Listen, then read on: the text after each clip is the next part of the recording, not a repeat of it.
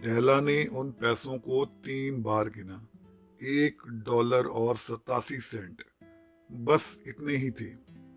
और अगले दिन क्रिसमस था।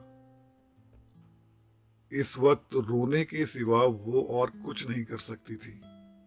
जिम और डेला बहुत से किराए के मकान बदलने के बाद अब इस नए घर में आए थे। ये नया घर बस कहने को नया था, लेकिन इसमें नया कुछ भी नहीं था। इसका कारण ये था कि समय के साथ जिम की तनख्वाह बढ़ने की बजाय कम हुई थी। लेकिन इतने सालों में जो बिल्कुल कम ना हुआ था, वो था उन दोनों का एक दूसरे के लिए प्यार। रोकर अपना मन हल्का कर लेने के बाद डेला उठकर बैठती है और दोबारा फिर उन पैसों की तरफ देखती है। ये वो पैसे थे जो उसने दुकानदारों से मोल भाव कर करके बचाए थे। कल क्रिसमस है और वो भला इतने से पैसों में जिम के लिए कौन सा उपहार ले सकती है। उसे कुछ समझ नहीं आ रहा। फिर वो शीशे में खुद को देखती है, अपने लंबे बालों को देखती है। ये डेला के लंबे बाल ही थे जिस पर जिम फिदा हुआ था।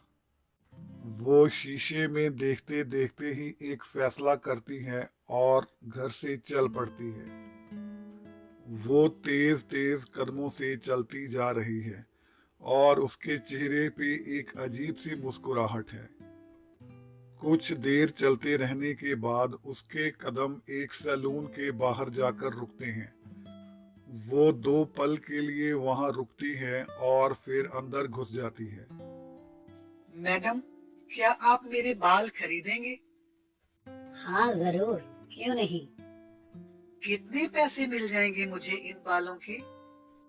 तुम्हारे बाल लंबे हैं तो मैं तुम्हें इनके $20 दे सकती हूँ। ठीक है, मुझे मंजूर है। बहुत सारी दुकानों पर घूमने के बाद डेला को जिम के लिए एक अच्छा सा उपहार नजर आता है। वो उसे खरीद कर जल्दी से घर की ओर चल देती है, क्योंकि जिम के आने का समय होने वाला है। वो घर पहुंच के अपने आप को शीशे में देखती है। क्या जिम मुझे इन छोटे बालों में पसंद कर लेगा? क्या उसे मैं अब भी अच्छी लगूंगी? ये सोचकर उसका दिल जोर से धड़क जाता है। इतने में दरवाजे पर घंटी बजती है। वो दरवाजा खोलती है। सामने जिम खड़ा है। जिम उसे एकटक देखता जा रहा है। डेला उसे चूमती है और कहती है, अंदर नहीं आओगे? यहीं खड़े मुझे देखते रहोगे क्या? और फिर दोनों अंदर चले जाते हैं। जिम लगातार डेला की ओर देखता जा रहा है। जिम, मेरी तरफ ऐसे मत देखो। तुमने बाल कटवा दिए? हाँ, मैंने उन्हें कटवाया और बेच दिया। क्यों? क्या हुआ? क्या अब मैं तुम्हें अच्छी नहीं लग रही हूँ? बस बाल ही कम हुए हैं, मेरा प्यार तो नहीं। जिम ने एक पैकेट निकाला और डेला की ओर बढ़ा दिया।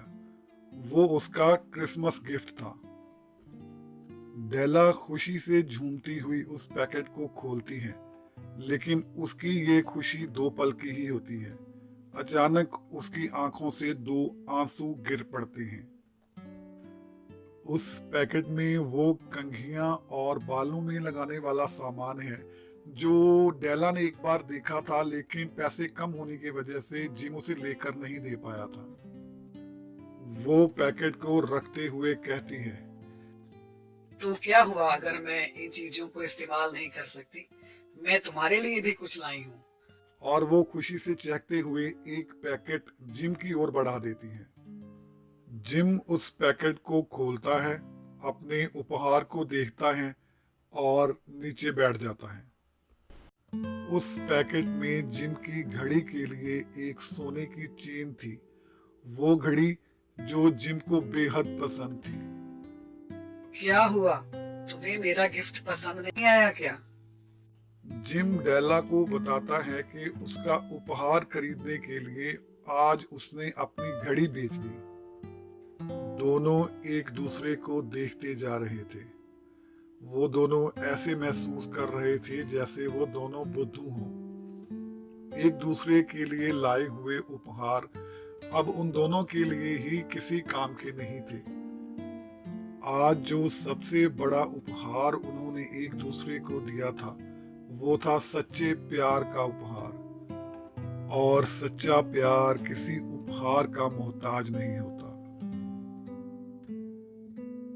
Please subscribe Yaptunes TV.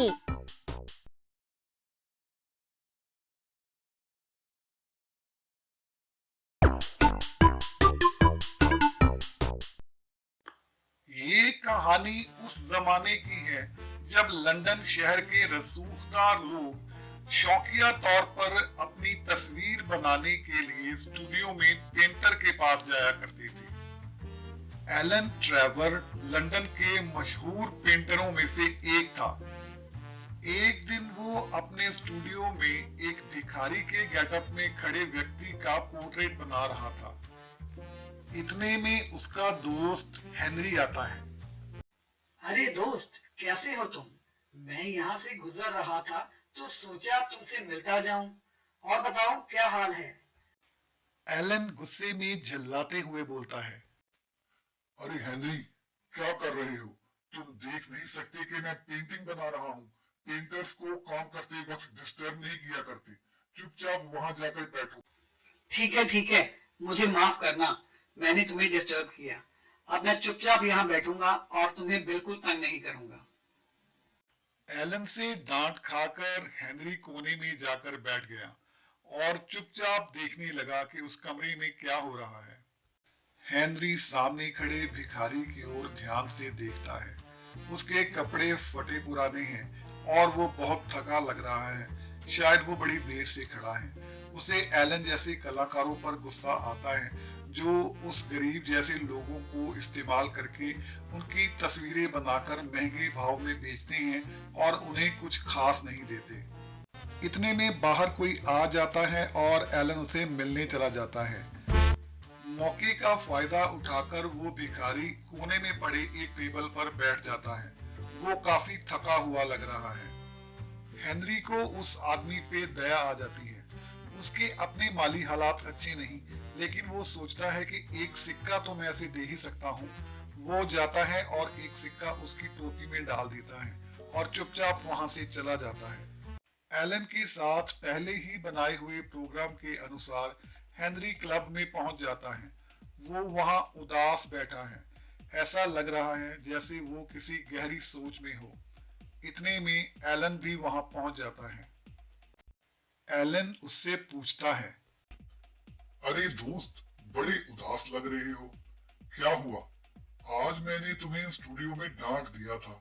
कहीं तुम उस वजह से तो नाराज नहीं हो?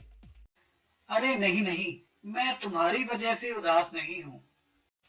तो फिर तुम्हारी उदासी की क्या वजह है? अरे यार, क्या बताऊं। मेरी मंगेतर के पिता ने शादी के लिए ये शर्त रख दी है कि अगर मैं 10,000 पाउंड कमा कर लेकर आऊंगा तभी वो हमारी शादी होने देंगे। अब तुम ही बताओ, मैं 10,000 पाउंड कहाँ से लेकर आऊं? मेरे पास तो ढंग की नौकरी भी नहीं है। बात तो चिंता की है, लेकिन खैर, मैं तुम्हें एक अच्छी बात बताता हूँ। आज तुम्हारी किसी ने तारीफ की। अच्छा, मेरी तारीफ? वो भला क्यों और किसने की? हाँ, आज दिन में मैं जिस महाशय की तस्वीर बना रहा था, उन्होंने कहा कि तुम बड़े ही नेक इंसान हो। मुझे तो खुद समझ नहीं आया कि उन्होंने तुम्हारी तारीफ क्यों की। मैं तो इस बात से खुद बड़ा हैरान हूँ।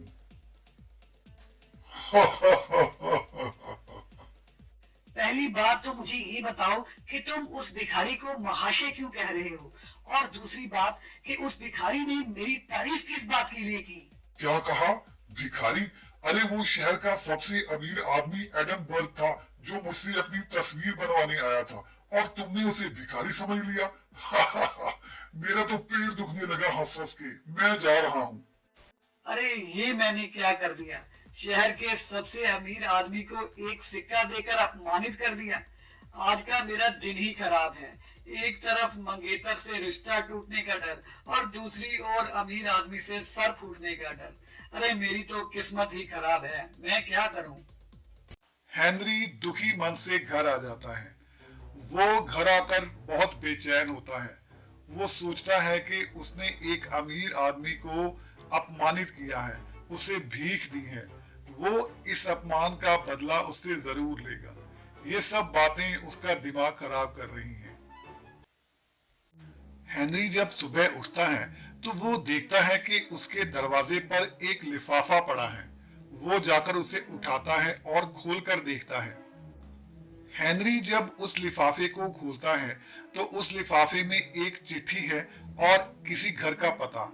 चिट्ठी में लिखा है कि शाम 5 बजे तक इस पते पर पहुंच जाना, इसे बेहद जरूरी समझा जाए। और नीचे उसी अमीर आदमी की मोहर है, एडिनबर्ग की।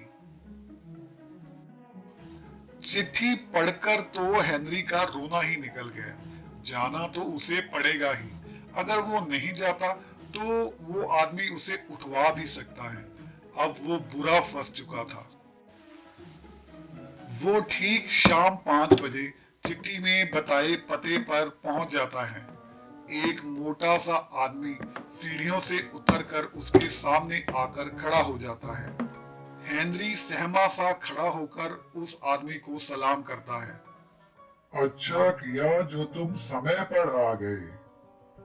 ये कहकर मोटा आदमी एक लिफाफा उसकी ओर बढ़ा देता है। मालिक ने ये लिफाफा तुम्हारे लिए दिया है और कहा है कि इसे घर जाकर ही खोलना। जी मैं इसे घर जाकर ही खोलूंगा, शुक्रिया। और फिर तेज कदमों से वो वहां से चल देता है। हेनरी बहुत ही परेशान अपने घर पहुंचता है।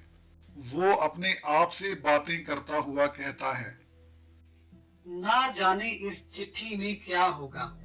पता नहीं किस मनहूस घड़ी में मैंने एक सिक्का निकाल के उस भिखारी वाली वेशभूषा वाले व्यक्ति को दे दिया। मेरी किस्मत ही खराब है। हे भगवान, अब मेरा क्या होगा? मुझे तो कुछ समझ नहीं आ रहा। वो हिम्मत करके लिफाफा खोलता है और चिट्ठी पढ़ता है। प्रिय हेनरी, तुम्हारे जैसे अच्छे दिल के इंसान इस दुनिया में कम ही मिलते हैं। मैंने तुम्हारे बारे में तुम्हारे दोस्त एलन से पूछा। मुझे पता चला कि तुम्हारे अपने माली हालात अच्छे नहीं हैं और फिर भी तुमने एक भिखारी को एक सिक्का दिया।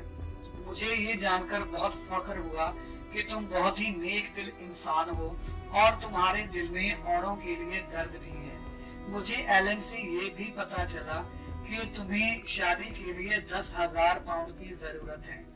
मैं इस चिट्ठी में एक चेक भेंट कर रहा हूँ। ये 10,000 पाउंड का चेक मेरी ओर से तुम्हें शादी का उपहार है। इसके अलावा शादी के बाद तुम्हारे लिए एक अच्छी नौकरी भी तुम्हारा इंतजार कर रही है। मैं ये कहूँगा कि मेरे जैसे मॉडल इस दुनिया में लाखों हैं, पर तुम्हारे जैसे मॉडल लाखों में एक होते हैं। और हाँ, मैं तुम्हारी शादी में विशेष मेहमान बन के भी आऊँगा। अच्छा, फिर तुम्हारी शादी पे मिलते हैं। अलविदा और अगले जीवन के लिए शुभकामनाएं। चिट्ठी पढ़ने के बाद एलन की खुशी का ठिकाना नहीं रहता। वो खुशी में नाचने लगता है। वो मन ही मन एलन अपने दोस्त का धन्यवाद करता है और अपनी नई जिंदगी के बारे में सोचकर खुश हो रहा है। और फिर बड़े धूमधाम से एलन की शादी होती है। वादे के अनुसार मिस्टर एडनबर्ग उसकी शादी में शामिल होते हैं। अब उसकी खूबसूरत जिंदगी की शुरुआत हो चुकी है।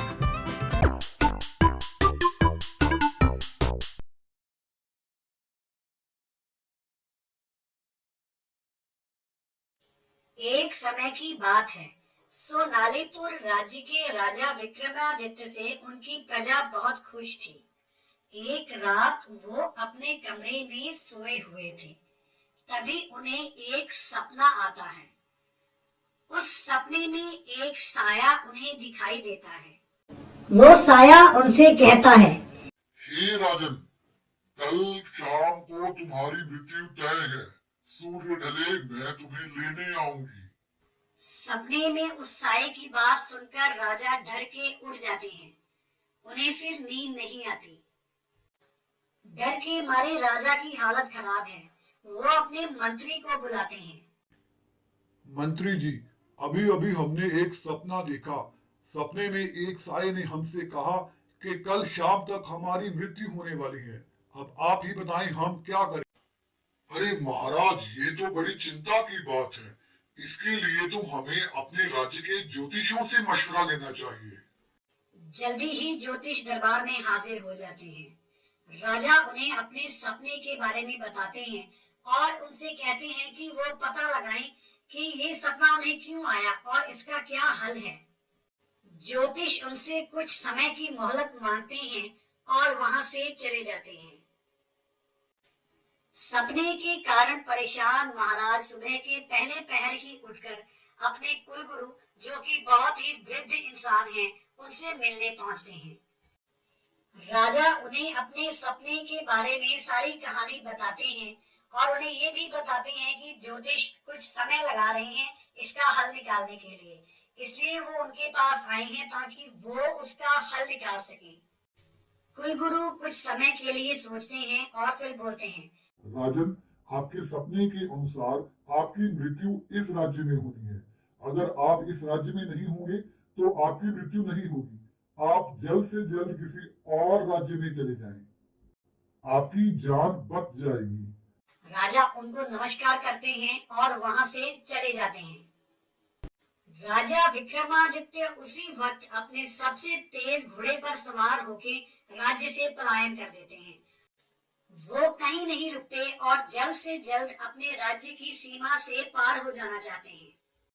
वो इतनी जल्दी में है कि खाने पीने के लिए भी नहीं रुकते और फिर शाम हो जाती है। शाम ढल चुकी है और राजा अपनी सीमा से बाहर आ चुके हैं। वो एक जंगल में आकर रुकते हैं और अपने घोड़े से उतरते हैं।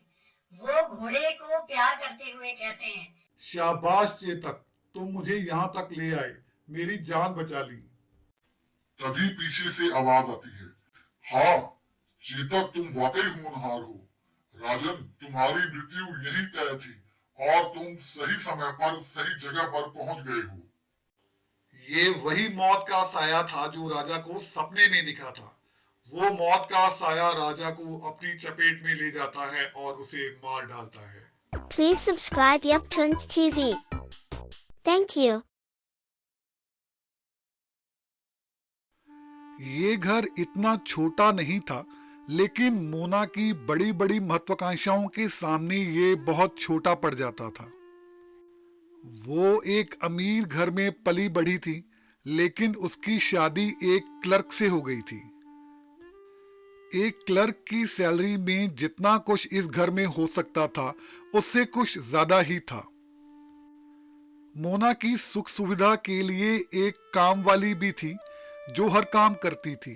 और मोना क्या काम करती थी? मोना का काम था बस सारा दिन खुद को सजाना और संवारना, और वो ये काम बड़ा बाखूबी करती थी। इतनी सुख सुविधाओं के बावजूद भी उसके दिल में एक मलाल हमेशा रहता। काश मेरे पिता ने मेरी शादी किसी अमीर आदमी से की होती तो जिंदगी कुछ और होती। रमेश एक बहुत ही मेहनती इंसान था। उसे बड़ा प्यार था अपनी पत्नी से।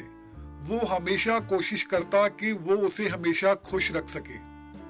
मोना की खुशियां वो क्लर्क की सैलरी में पूरी नहीं कर पाता तो ओवर टाइम कर लेता। वो वाकई एक अच्छा पति था।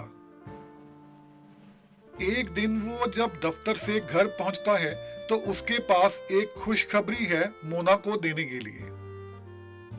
अरे मोना, हमारे दफ्तर की ओर से एक बहुत बड़ी पार्टी हो रही है। सबको उस पार्टी में इनवाइट नहीं किया गया है, लेकिन मुझे एक स्पेशल पास मिला है। शहर के बड़े बड़े लोग उस पार्टी में आएंगे। खुद नेताजी भी वहां शामिल होंगे। तुम्हें तो वैसे भी पार्टियों का बड़ा शौक है, तो इससे बड़ा मौका तुम्हें और कहां मिलेगा। तो फिर करो तैयारी पार्टी की, चलेंगे और एंजॉय करेंगे। रमेश को उम्मीद थी कि पार्टी की बात से रमा चहक उठेगी, लेकिन हुआ उल्टा। अरे मोना, मैंने तुम्हें इतनी बड़ी खुशखबरी सुनाई और तुम खुश होने की वजह उदास हो गई, क्या हुआ? तुम अकेले ही चले जाना पार्टी में, मैं तो नहीं जा सकती। मेरे पास तो कोई ढंग की ड्रेस भी नहीं है। अरे तुम्हारी अलमारी तो भरी पड़ी है कपड़ों से, उनमें से कोई अच्छी सी ड्रेस देखो ना। हाँ, वो जो गुप्ता जी की पार्टी में तुमने ड्रेस पहनी थी वो क्यों नहीं पहन लेती? सबको कितनी पसंद आई थी वो तो सारी पुरानी हो गई है। इतनी बड़ी पार्टी है, बड़े बड़े लोग आएंगे, तो मैं क्या वहाँ पे पुरानी ड्रेस डाल के चली जाऊं? ना ना, तुम ही चले जाओ।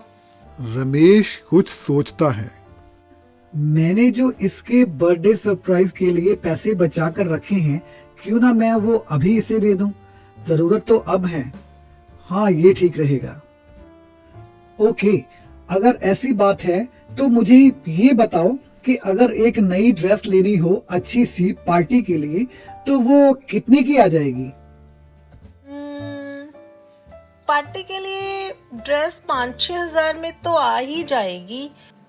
अच्छा तो ठीक है, मैं तुम्हें 5,000 रुपए देता हूँ। तुम कल ही एक अच्छी सी ड्रेस ले आओ और पार्टी की तैयारी करो, ठीक है? अरे वाह, फिर तो अच्छी बात है। मैं कल ही पार्टी के लिए एक अच्छी सी ड्रेस बनने के लिए दे देती हूँ। मोना की सुंदर सी ड्रेस बनकर तैयार थी, लेकिन वो अब भी उदास थी। रमेश आता है और पूछता है, अरे मोना, अब क्यों उदास हो? तुम्हारी ड्रेस तो बनकर तैयार है, क्या हुआ? ड्रेस तो मेरी बड़ी अच्छी बन गई है, लेकिन मेरे पास गले में पहनने के लिए कुछ भी नहीं है। वहाँ पार्टी में सबने कुछ न कुछ पहना होगा, तो मैं क्या ऐसे ही चले जाऊं? अरे इसमें उदास होने वाली कौन सी बात है? तुम्हारी इतनी सहेलियां हैं, किसी से एक नेकलेस उधार ले लो। बस एक दिन की ही तो बात है, फिर लौटा देना। ये भी सही है। मेरी एक सहेली है मीरा, उसके पास बहुत सारे गहने हैं। मैं कल ही उसके पास जाती हूँ और एक नेकलेस उधार ले आती हूँ। मोना अगले दिन सुबह सुबह ही अपनी सहेली मीरा के घर पहुंच जाती है। दरअसल मैं तुम्हारे पास इसलिए आई थी कि मुझे एक बहुत बड़ी पार्टी में जाना है और मेरे पास गले में पहनने के लिए कुछ अच्छा नहीं है। क्या तुम मुझे एक दिन के लिए एक अच्छा सा नेकलेस दे सकती हो? अरे हाँ हाँ, क्यों नहीं। मीरा उसे बहुत से गहने दिखाती है, जिनमें से मोना को एक डायमंड नेकलेस पसंद आता है। ये डायमंड नेकलेस मोना को बड़ा महंगा लग रहा है। वो हिचकिचाते हुए पूछती है, अगर तुम्हें ऐतराज ना हो तो क्या मैं ये नेकलेस ले सकती हूँ? अरे हाँ हाँ, क्यों नहीं। अगर तुम्हें ये पसंद है तो ये ले जाओ। और फिर कुछ देर दोनों सहेलियां बैठकर बातें करती हैं। मोना की पार्टी की तैयारी हो चुकी थी और अब वो तैयार थी पार्टी के लिए। आखिर पार्टी वाला दिन आ गया। बहुत ही भव्य हॉल में ये पार्टी आयोजित थी। शहर के बड़े बड़े लोग इस पार्टी में शामिल थे, मंत्री लोग भी आए हुए थे। लेकिन इस पार्टी का सबसे मेन अट्रैक्शन थी मोना। मोना उस ड्रेस और नेकलेस में इतनी ज्यादा खूबसूरत लग रही थी कि हर किसी का ध्यान उस पर ही जा रहा था। वो हमेशा से यही चाहती थी कि वो पार्टियों का सेंट्रल अट्रैक्शन हो। हर कोई उसके साथ नाचने के लिए उत्सुक था। रमेश तो बेचारा एक कोने में खड़ा ही रह गया। मोना को फुर्सत ही नहीं थी उसके पास बैठने की। वो तो बस नाचने में मशरूफ थी। उसे बड़ा मजा आ रहा था बड़े बड़े अमीर लोगों के बीच इस पार्टी में। और उधर रमेश को अब नींद आने लगी थी। आधी रात से ज्यादा समय हो चुका था, लेकिन मोना अभी भी पार्टी से जाने को तैयार नहीं थी। बड़ी मुश्किल से मोना को मनाकर रमेश घर की ओर चला। मोना थक के चूर हो चुकी है। रमेश उसके लिए एक टैक्सी लेता है। टैक्सी में बैठते ही मोना को नींद आ जाती है। उसने इस शानदार पार्टी का पूरा लुत्फ लिया था। घर पहुंचकर भी वो पार्टी के ख्यालों में ही खोई हुई थी कि तभी अचानक चीख उठती है। अरे, मेरे गले में डायमंड नेकलेस नहीं है, वो कहाँ गिर गया? अरे अरे, ये क्या कह रही हो? हार कहाँ चला गया? तुम्हारे गले में ही था। याद करो, आखिरी बार तुमने उस हार को कहाँ देखा था? जब मैं पार्टी में थी तब तो मेरे गले में ही था, टैक्सी में भी मेरे गले में ही था। मैं घर में देखती हूँ, तुम बाहर ढूंढो जल्दी। बेचारा रमेश गलियों में उस हार को ढूंढता फिर रहा था। उसने हार को हर जगह ढूंढा। किस्मत से उसको वो टैक्सी भी मिल गई जिसमें वो घर आए थे, लेकिन उसमें भी कुछ ना था। वो पार्टी हॉल भी गया, रास्ते में भी देखता आया, लेकिन उसे कुछ ना मिला और फिर वो निराश होके घर की ओर चल पड़ा। हार ढूंढते ढूंढते सारी रात बीत गई। सुबह हो गई। इस वक्त मोना के पास रोने के अलावा कुछ और नहीं बचा था। रोना इस बात का कि इतना महंगा हार वो वापस देंगे कैसे। मोना कहती है, कितना महंगा हार था वो, तो लाखों में कीमत होगी उसकी। अब भला कैसे लौटाएंगे मीरा को उसका हार? कहाँ से आएंगे इतने पैसे? अब रोने से क्या होगा? हार तो हमें वापस करना ही होगा। हीरो का हार था वो। एक सुनार ही बता सकता है कि उसकी कीमत क्या है। तो पहले सुनार के पास चलते हैं। फिर वो दोनों सुनार की दुकान पर जाकर पता करते हैं कि उसके जैसा ही हूबहू हीरो का हार कितने का होगा। जब कीमत पता चलती है तो उन दोनों के पैरों के नीचे से जमीन निकल जाती है। 9 लाख का हार था वो। 2-3 दिन में उधार लेकर 9 लाख रुपए का इंतजाम किया गया। इतना बड़ा कर्जा लेने के लिए रमेश को अपने दोस्तों की मिन्नतें करनी पड़ी।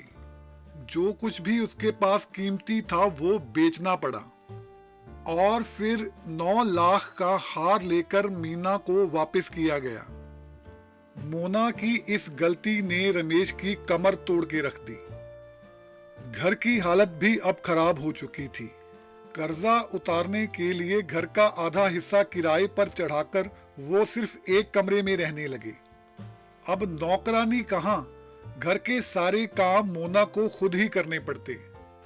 उसने जिंदगी भर कभी झाड़ू पोछे को हाथ नहीं लगाया था, लेकिन अब वो सारे काम खुद ही करती थी। सालों के साल गुजरते गए और धीरे धीरे कर्जा उतरता रहा। मोना अब वो ना रही थी। वो चेहरे पे चमक और हमेशा बन-ठन के रहने वाली मीरा अब बदल चुकी थी। आसमान में उड़ने की उसकी चाहतें अब खत्म हो चुकी थी। 10 साल गुजर गए उस हार की घटना को हुए। 10 साल का समय गुजर चुका था और अब वो मोना पूरी तरह से बदल चुकी थी। एक दिन वो काम काज से फ्री होकर पार्क में पहुंचती है। जब वो वहां पहुंचती है तो वो देखती है कि सामने मीरा बैठी हुई है। वो ध्यान से उसे देखती है कि क्या वो मीरा ही है ना। फिर वो उसके पास जाती है। अरे मीरा, कैसी हो तुम? क्या हाल है तुम्हारा? अगर मैं गलत नहीं हूँ तो तुम मोना ही हो ना? तुम तो पहचाने ही नहीं जा रही हो।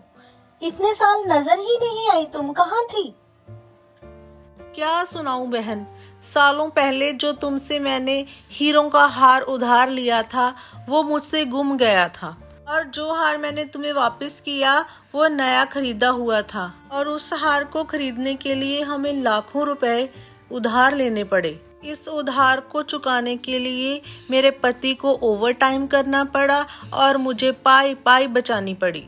अब जाके इतने सालों बाद हमारा कर्जा उतरा है, इसीलिए मैं तुमसे मिल नहीं पाई। अरे, तुम उस हार की बात कर रही हो जो तुमने मुझसे लिया था? वो तो नकली हीरों का हार था। उसकी कीमत तो बस 2-3 हजार तक ही होगी, और उसके बदले में तुमने मुझे असली हीरों का हार दे दिया। हे भगवान! किस्मत पर रोने के सिवा मोना अब कुछ नहीं कर सकती थी। उधार के पंख लगाकर उड़ने की चाहत ने उसे ऊपर से नीचे गिरा दिया था। Please subscribe Yaptuns TV. Thank you. हाँ, ठीक कहा। मैं नर्वस हूँ। मैं बहुत ज्यादा नर्वस हूँ। लेकिन मैं पागल बिल्कुल भी नहीं। मेरी बीमारी ने मेरी इंद्रियों को और जागृत कर दिया है। सबसे ज्यादा जागृत हुई है मेरी सुनने वाली इंद्री। मैंने आकाश और पाताल की सब बातें सुनी हैं और मैं नर्क की आवाजें भी सुन सकता हूँ। तो इसका मतलब क्या ये हुआ कि मैं पागल हूँ? तुम देखना मैं तुम्हें कितनी शांति से अपनी सारी कहानी सुनाता हूँ। ये बताना तो संभव नहीं कि ये विचार मेरे दिमाग में सबसे पहले कब आया, लेकिन जब आ गया तो मेरे दिमाग में दिन रात यही घूमता रहा। इसकी वजह कुछ नहीं थी, इसका कारण कुछ नहीं था। मुझे वो बूढ़ा आदमी अच्छा लगता था। उसने कभी मेरे साथ कुछ बुरा नहीं किया था। उसने कभी मुझे बेइज्जत नहीं किया था। उसके पैसे से मुझे कुछ लेना देना नहीं था। बस ये उसकी आंख थी, वो नीली आंख गिद्ध जैसी। वो नजर जब भी मुझ पर पड़ती तो मुझे डरा जाती। इसलिए धीरे धीरे मैंने ये मन बनाया कि मैं इस बुरे आदमी को मार डालूंगा और इस गिद्ध जैसी आंख से हमेशा के लिए छुटकारा पा लूंगा। काश तुमने देखा होता कि किस समझदारी से मैं आगे बढ़ा। जिस दिन मैंने उसे मारा उस हफ्ते मैं उसके साथ बहुत अच्छा रहा। हर रात मैं उसके कमरे का धीरे से दरवाजा खोलता और धीरे से अंदर जाता। मैं अपने लालटेन की रोशनी बिल्कुल धीमी कर देता था ताकि उसे कोई देख ना पाए, और फिर मैं धीरे से अंदर घुसता। काश तुमने मुझे अंदर जाते देखा होता तो तुम भी हंसते। मैं बिना आहट किए धीरे से अंदर घुसता।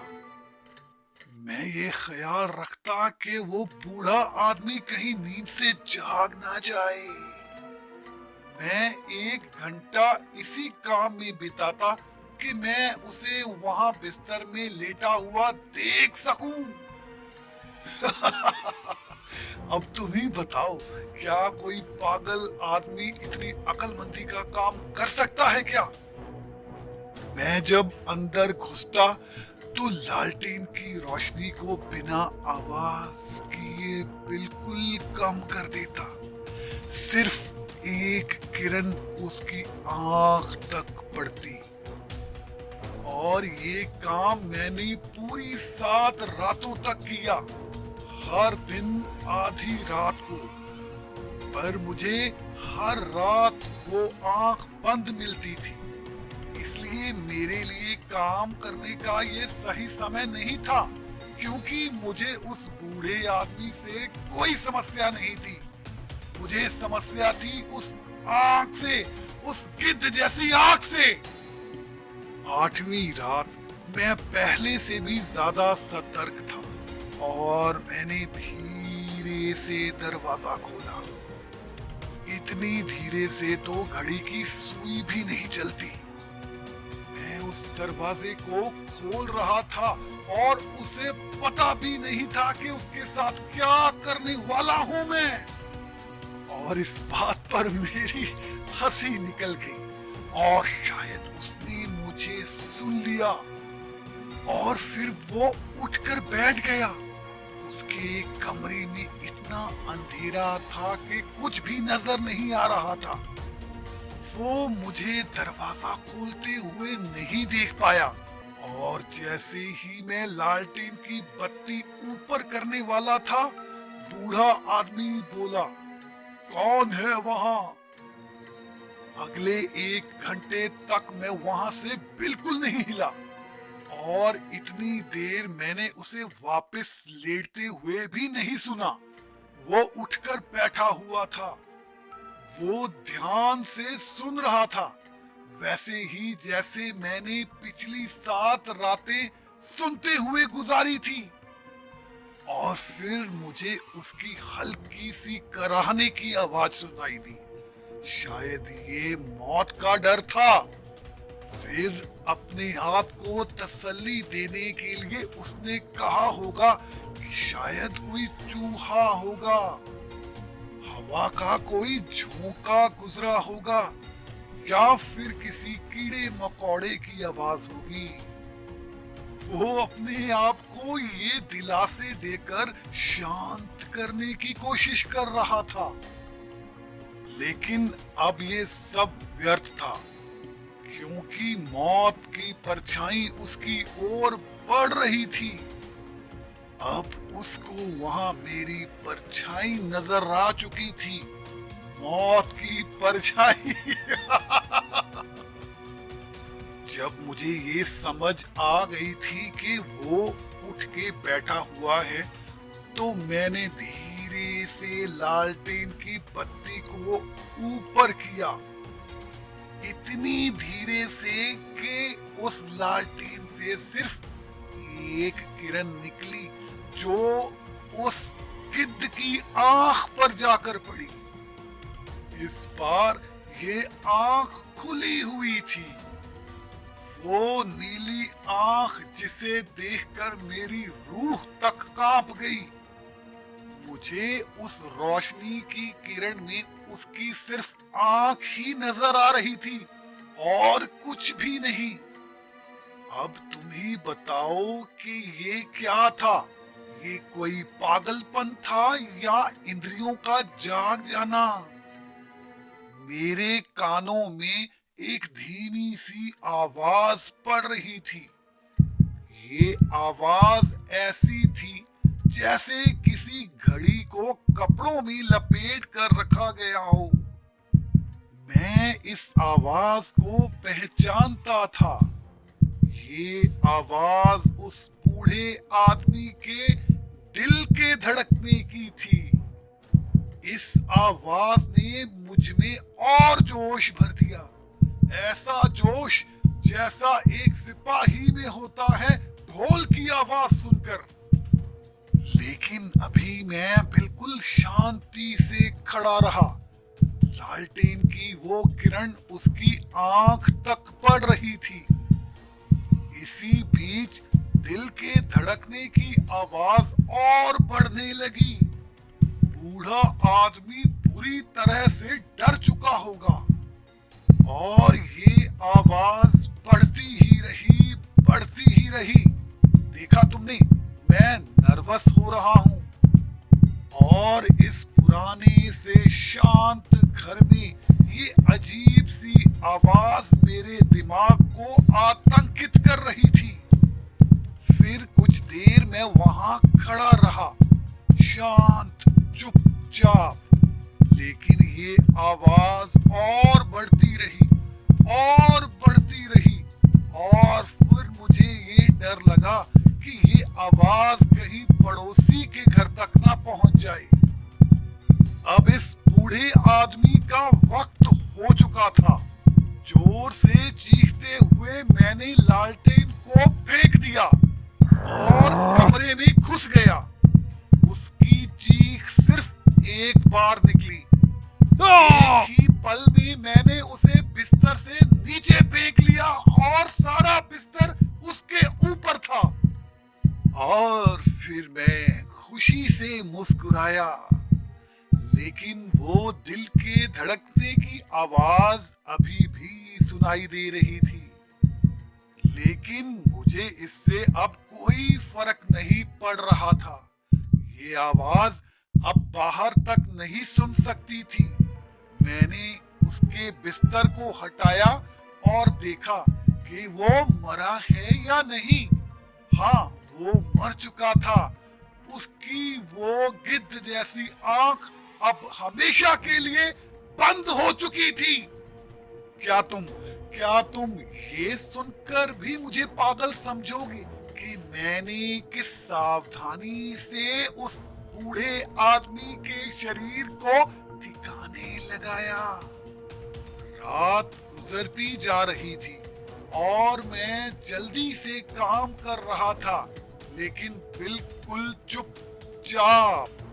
सबसे पहले मैंने उस लाश का सर काटा, उसकी बाहें काटी, उसकी टांगों को भी काट दिया। फिर मैंने फर्श से 3 लकड़ी के तख्ते उखाड़े और उस लाश के सारे अंगों को अंदर दफना दिया। फिर वापस मैंने उन तख्तों को ऊपर फिट कर दिया, इतनी चालाकी से कि उसकी अपनी आंख भी ये देखकर ना समझ पाती कि उन तख्तों के नीचे कोई है। कहीं पे भी खून का एक छींटा तक नहीं था। मैंने बड़ी बारीकी से सब साफ किया था। मुझे ये सब करते हुए सुबह के 4 बज गए। अभी भी बड़ा अंधेरा था बाहर। अचानक दरवाजे पर घंटी बजती है। मैं बड़ा शांत नीचे दरवाजा खोलने गया। भला मुझे किस बात का डर था? बाहर 3 पुलिस वाले खड़े थे। पड़ोसियों को किसी चीख की आवाज आई थी और उन्होंने पुलिस को रिपोर्ट किया था। उन्हें डर था कि कुछ गलत हुआ है और वो घर की तलाशी लेने आए थे। मैं मुस्कुराया। भला मुझे क्या डर था? और पुलिस वालों को घर के अंदर ले आया। मैंने उन्हें बताया कि वो चीख मेरी ही थी। मैं ही सपने में चीखा था। बूढ़ा आदमी कहीं गया हुआ है। मैंने उन लोगों को सारा घर दिखाया। मैंने कहा, यहाँ ढूंढो, वहां भी देखो। और फिर मैं उन्हें बूढ़े आदमी के कमरे तक ले गया। मैंने उन्हें दिखाया, ये देखो, उसका पैसा बिल्कुल महफूज है, इसे कोई लेकर नहीं गया। और फिर जोश जोश में मैं कमरे में कुर्सियां ले आया और उन्हें वहां बैठने को कहा। मैं इतने जोश में था कि मैंने अपनी कुर्सी वहां रख दी जहां नीचे वो मुर्दा खड़ा हुआ था। पुलिस वाले मेरी बातों से बिल्कुल संतुष्ट थे। वो वहां बैठे रहे और हम हल्की फुल्की बातें करने लगे। लेकिन कुछ देर बाद मेरा रंग पीला पड़ने लगा और मैं चाह रहा था कि अब वो वहां से चले जाएं। मुझे अपने कान में एक घंटी जैसी आवाज सुनाई दे रही थी, लेकिन वो पुलिस वाले वहीं बैठे रहे और बातें करते रहे। वो आवाज मेरे कानों में बढ़ती रही, लेकिन मैं उन्हें दिखाने के लिए उनके साथ बातें करता रहा, लेकिन वो आवाज लगातार बढ़ती जा रही थी। मेरा रंग और ज्यादा पीला पड़ रहा था और मैं अपने आप को ठीक साबित करने के लिए और जोर जोर से बातें कर रहा था, लेकिन ये आवाज बढ़ती रही। ये ऐसी आवाज थी जैसे किसी घड़ी को कपड़ों में लपेट कर रखा गया हो। मुझे अब सांस लेने में भी दिक्कत हो रही थी। वो आवाज उन पुलिस वालों को नहीं सुन रही थी। मैं उनसे तेज बातें करने लगा। मैं उनके साथ बहुत बातों पर बहस भी करने लगा। आखिर ये लोग जा क्यों नहीं रहे थे? मैंने अपने पैरों को भी जोर जोर से फर्श पर मारा। हे भगवान, मैं क्या कर सकता था? मैंने अपनी कुर्सी से उठकर कुर्सी को फर्श पर जोर जोर से भी पटका, लेकिन ये आवाज और बढ़ती ही गई। वो तीनों पुलिस वाले बातें करते जा रहे थे। आवाज और जोर से आ रही थी, बहुत जोर से। क्या उन्होंने ये आवाज नहीं सुनी होगी? शायद सुन ली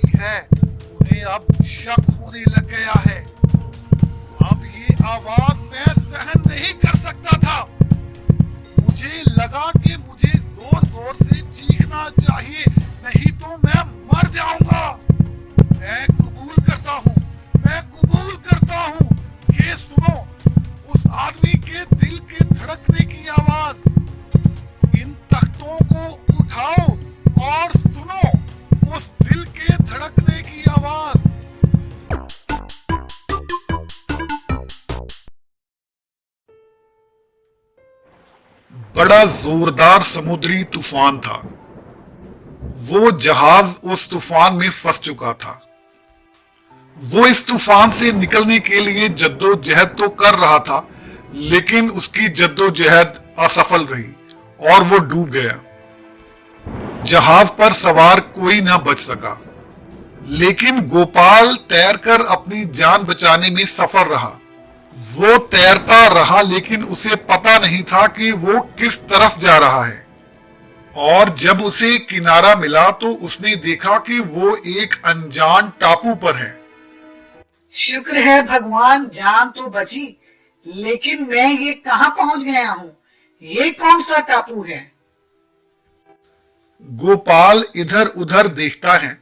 उसे उम्मीद है कि उसे कोई ना कोई तो नजर आ ही जाएगा, लेकिन वहां कोई भी नजर नहीं आ रहा। फिर वो थोड़ा आगे बढ़ता है और मुआयना करने की कोशिश करता है। टापू के दूसरी ओर घना जंगल है, उसके अलावा कुछ भी नहीं। वहां कोई परिंदा तक नजर नहीं आ रहा। हे भगवान, ये मैं कहाँ फंस गया हूँ? यहाँ तो कोई इंसान नजर नहीं आ रहा। अब मैं क्या करूँ? आसमान से टपके खजूर में अटके। अरे कोई है? कोई मेरी आवाज सुन रहा है? कोई मेरी मदद करो, मैं यहाँ हूँ। कोई तो मेरी आवाज सुनो। लेकिन शायद वहां उसकी आवाज सुनने वाली सिर्फ समुद्र की मछलियां ही थी। उसे अपनी किस्मत पर रोना आ रहा है। भगवान ने उसकी जान तो बख्श दी, लेकिन उसे कहां लाकर पटक दिया था। वो उस टापू पर मदद मांगने के लिए हर संभव कोशिश करता है, लेकिन उसकी सारी कोशिशें विफल रहती हैं। और फिर टापू पर उसके बुरे दिन बीतने लगते हैं। उसके पास जो भी खाना पीना था वो कुछ ही दिनों में खत्म हो गया और वो अब अपने आप से ही बातें करता रहता। ऐसे बैठकर भला कब तक गुजारा होता। वो अपने आप को उस टापू के अनुकूल ढालने लगा। समुद्र से मछलियां पकड़कर उन्हें आग पर पकाता और वो खुले आसमान के नीचे ही सोता। और ऐसे ही कई दिन बीत गए उसे उस टापू पर अकेले ही। फिर उसे ख्याल आया कि टापू पर लकड़ी तो बहुत है, तो क्यों ना अपने रहने के लिए एक झोपड़ी बना ली जाए। उसने बहुत सी लकड़ी और घास फूस इकट्ठा किया और अपने लिए एक छोटी सी झोपड़ी बना डाली। वो बड़ा खुश था अपनी इस उपलब्धि पर। अब उसका वहां रहना थोड़ा सा आसान हो गया था। वो सारा दिन टापू पर घूमता, रात को आकर आग तापता और अपनी झोपड़ी में जाकर सो जाता। लेकिन वो इस टापू से बाहर ना निकल सका। एक दिन उसकी खुशियों को आग लग गई।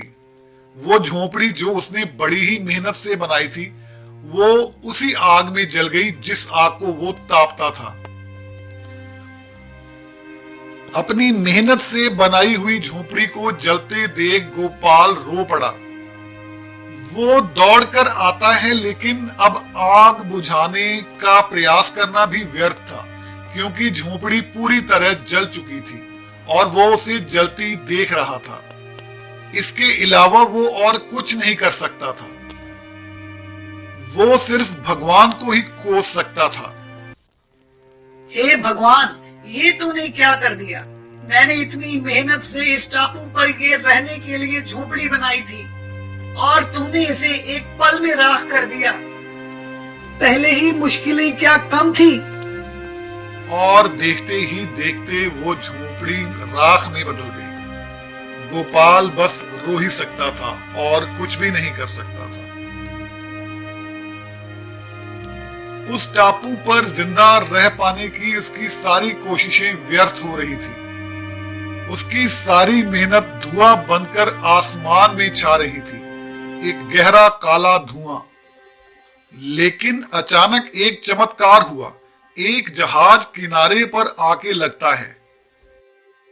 जहाज का कप्तान नीचे उतरता है और गोपाल के पास आकर कहता है, अरे नौजवान, तुम यहाँ क्या कर रहे हो? क्या तुम इस टापू पर फंस गए हो? जी हाँ, मैं तो बड़े दिनों से इस टापू पर फंसा हुआ हूँ। मैंने मदद मांगने की बहुत कोशिशें की, लेकिन यहाँ कोई ना आया। आप यहाँ कैसे पहुँच गए? हमारा जहाज इस टापू से बहुत दूर था, लेकिन ये धुआं बहुत ही गहरा और काला था, जो बड़ी दूर से ही नजर आ रहा था। इसलिए हमने जहाज इधर मोड़ा। आओ अब चलते हैं।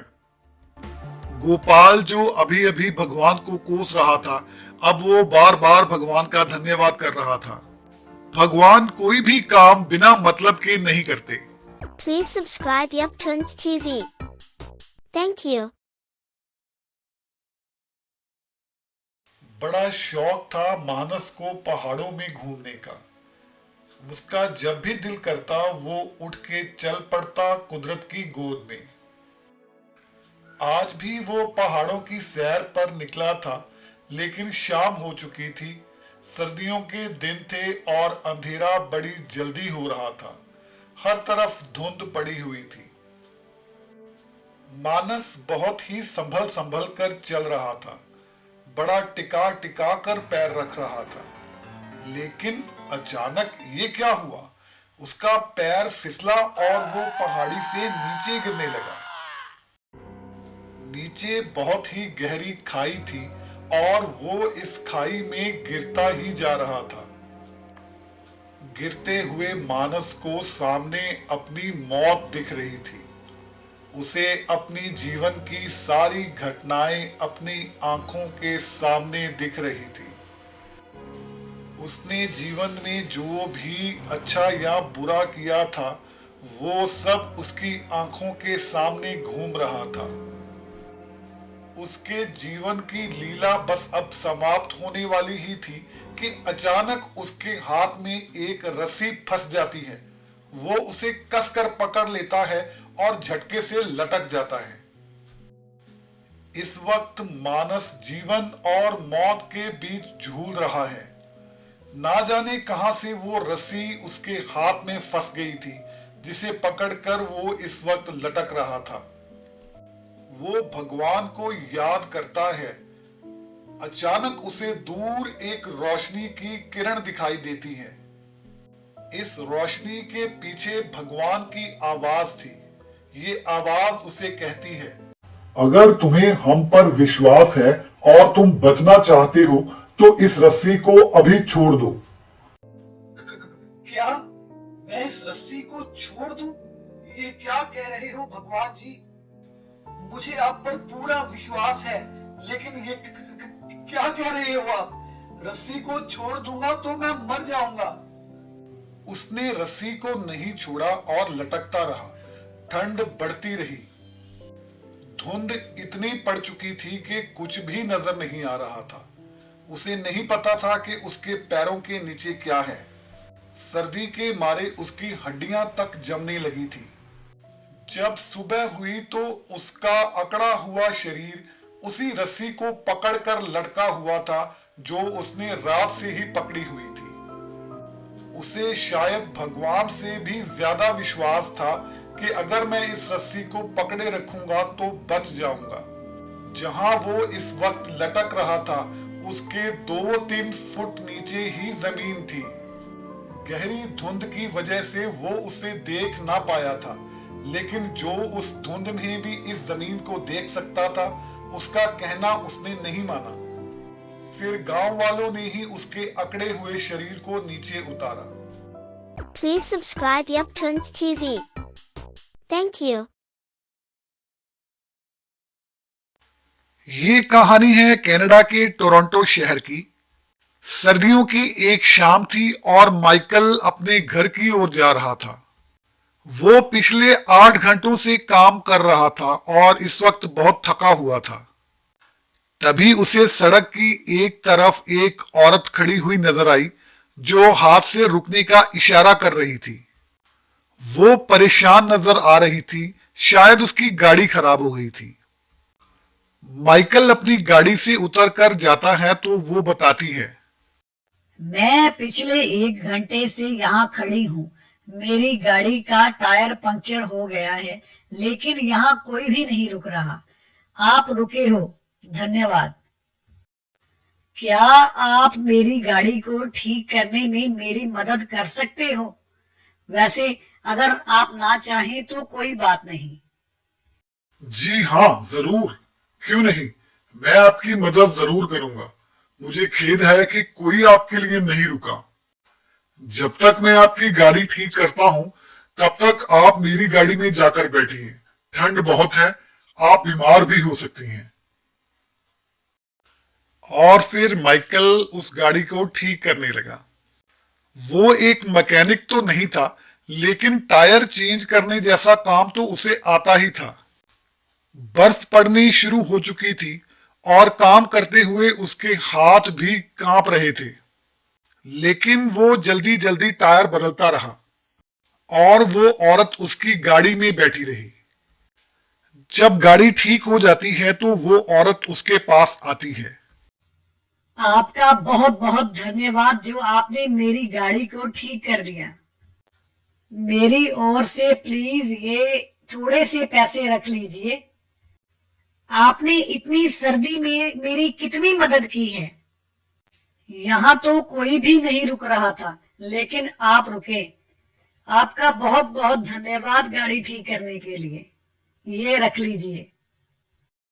अरे नहीं नहीं, ये कैसी बातें कर रहे हो आप? मैंने ये काम पैसों के लिए नहीं किया। आप मुश्किल में थी इसलिए मैंने आपकी मदद कर दी, बस। जैसे मैंने आपकी मदद की, इसके बदले में आप किसी और की मदद कर देना। और जब आप किसी की मदद करो तो उसे भी यही कहना कि वो आगे किसी और की मदद कर दे। बस इससे ज्यादा मुझे और कुछ नहीं चाहिए। आपका बहुत शुक्रिया। ये कहकर माइकल अपनी गाड़ी की ओर बढ़ गया।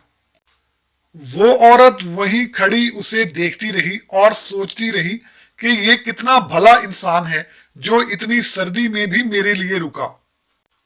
मैं भी जरूर किसी दिन किसी की मदद करूंगी। वो औरत थोड़ी दूर जाकर एक कॉफी शॉप में कॉफी पीने के लिए रुक जाती है। वहां ज्यादा लोग तो नहीं थे, लेकिन उस औरत का ध्यान वहां काम कर रही लड़की पर जाता है। वो लगातार अपने काम में लगी हुई है। हालांकि उसके चेहरे को देखकर लगता है कि वो कुछ परेशान है, लेकिन उसके चेहरे पर एक स्माइल है जो लगातार बनी हुई है। वो उस औरत के पास आती है और पूछती है, गुड इवनिंग मैम, कैसी हैं आप? बताइए मैं आपकी क्या सेवा कर सकती हूँ? Good evening, good evening. मैं अच्छी हूँ। क्या मुझे एक कप कॉफी मिल सकती है? हाँ हाँ, जरूर मैम, क्यों नहीं। मैं अभी आपके लिए एक अच्छी सी कॉफी बना कर लाती हूँ। बड़ी जल्दी गर्मा गर्म कॉफी हाजिर हो जाती है। कॉफी बहुत ही स्वादिष्ट है, लेकिन कॉफी से ज्यादा इंटरेस्ट उस औरत को उस लड़की में है। वो उसकी उदासी की वजह जानना चाहती है जो उसने इस सुंदर सी मुस्कुराहट में छुपा कर रखी हुई है। जब उससे रहा ना गया तो वो उसे अपने पास बुला लेती है। मैं तुम्हें बड़ी देर से देख रही हूँ और मुझे ये महसूस हो रहा है कि तुम्हारी सुंदर सी मुस्कुराहट के पीछे कोई उदासी है। अगर तुम्हें ठीक लगे तो क्या तुम इसके बारे में मुझसे बात करना चाहोगी? और हाँ, मुझे अपना नाम भी बताओ। जी, मेरा नाम एना है। और हाँ, आपने बिल्कुल सही पहचाना।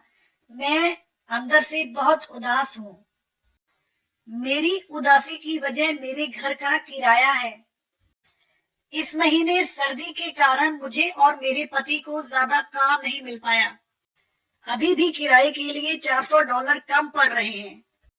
बस इसी बात की चिंता है कि हमें कोई घर से निकाल ना दे। एना की बात सुनकर वो कुछ देर वहां बैठती है, फिर वो उसे बुलाकर $100 का नोट देती है और चेंज लाने को कहती है।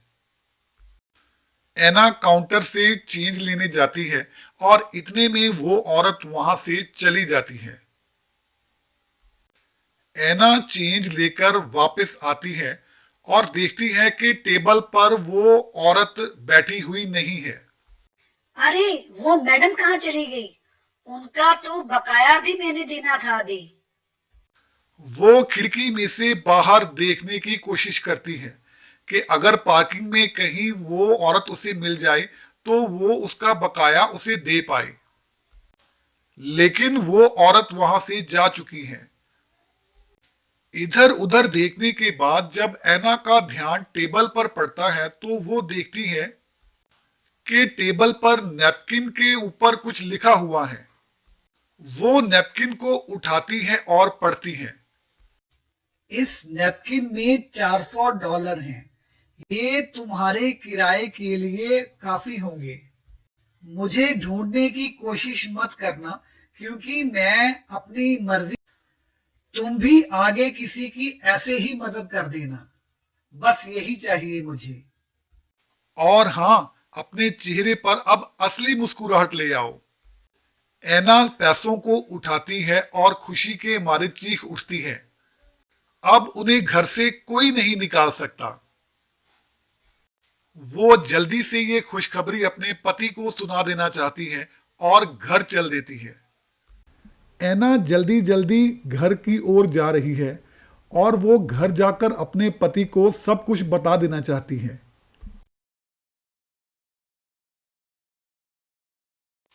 वो जैसे ही अंदर घुसती है तो देखती है कि उसका पति कुर्सी पर बैठा बैठा सुस्ता रहा है। वो शायद थका हुआ था।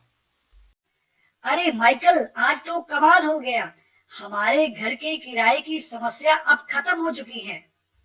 एक बहुत ही भली औरत ने मुझे $400 दिए और ये कहा कि मैं आगे किसी और की मदद कर दूं। मैं तो बहुत खुश हूँ।